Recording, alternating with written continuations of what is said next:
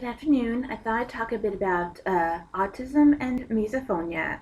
For those who haven't heard or aren't aware, misophonia is a condition, it's a neurological condition during which certain sounds, sometimes multiple sounds, sometimes just very specific sounds, um, hit you like a bolt of lightning and they cause instant rage and panic. I think Grendel's about to have sex behind me. Um, but it's extreme. It's horrible. It's of all the conditions I have, it is the most horrible. That and the insomnia. So basically, for me, it is a certain spectrum of sounds. It is any type of smacking sound. So obviously, when people eat, they often make smacking sounds, but it is not the eating itself. It is if I see, I just made a tiny one myself. It is a certain sound when you part your lips and please. Sometimes people want to demonstrate to see, is this it? Don't do that. It is so horrible that don't do that. It's a certain smacking sound, and people often do it while eating. They don't always do it while eating, and people also can do it when they talk, when they chew gum, when they just open their mouths for any random reason.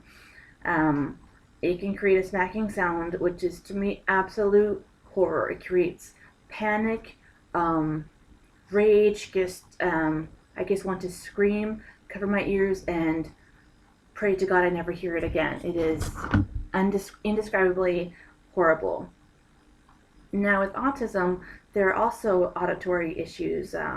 There's a general sensory um, issue where everything is magnified. All of our senses are magnified, and like right now, my like our sense of touch. Right now, I've got an itch behind me, and I've always got an itch somewhere, and I'm very aware of various sounds around me, and the sounds, they don't produce absolute horror. It is more of an overload, more like a sense of just overwhelming. And these sounds, they can be good or bad. And whereas with misophonia, it is only certain sounds which are horrible.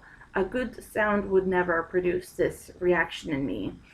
Whereas when I'm outside and you could play my favorite song, but if you play it loudly or unexpectedly, um, it can send me into overload. I can get overwhelmed. So basically, and with misophonia, I mean, I could hear a smacking sound from blocks away. I'm extremely sensitive to it. I made a tiny sound earlier myself, and I was very aware of it. And the louder the sound, the more there are different variations. Like if it's a particularly bad one, the horror seems to last longer. I can replay it over and over in my head, and I'll just be sitting here, just covering my ears and just trying to get over the moment, and it'll replay over and over in my head, and I'll be brought to tears, and I can't imagine. I mean, it just there's no sound or feeling. I mean, you could jab me in the. I've been jabbed in all kinds of places in various medical facilities. There's nothing more painful than that sound, and if you haven't been through it, it's not something you ever want to experience. And so people don't understand, but if they understood truly, they'd have to be going through it, and I wouldn't wish this on anyone. And whereas with my autism, I could walk outside and suddenly it's like, oh, there's that sound, and oh, there's a sound around me, and they just various sounds just kind of shock me and surprise me, and it's more the element of shock. Or if I go somewhere it's particularly loud, and the loud classes in Turbo Kick, when I suddenly the sound goes from zero to booming, and if you were to slowly bring a sound upon me, it wouldn't bother me so much. And with autism, if I can just kind of get out of the environment or kind of, adapt, just kind of sit there in the moment, because I do get through Turbo Kick classes, I just kind of gotta breathe and just kind of get used to it. And it's not the amount of horror.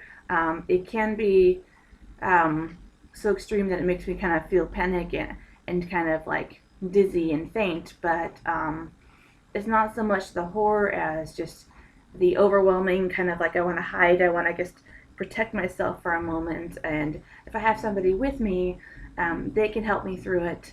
Whereas with misophonia, I mean, it really doesn't matter. Once the sound has happened, if it's a bad sound, once it's happened, it's happened.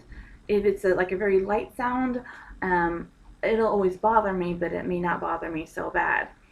And I've also trained myself that because I do want to be with people who make these horrible sounds. I mean, and I don't. For a while, I had to tell people you can't eat around me, but then I told them, okay, well, here's the deal. Any two people are gonna have to meet in the middle. We're all gonna have our issues. So any two, rather than me trying to be like you and me just trying to cope with you, we're always gonna have our differences. And so the best agreement between the two of us is that we both make efforts and we meet in the middle.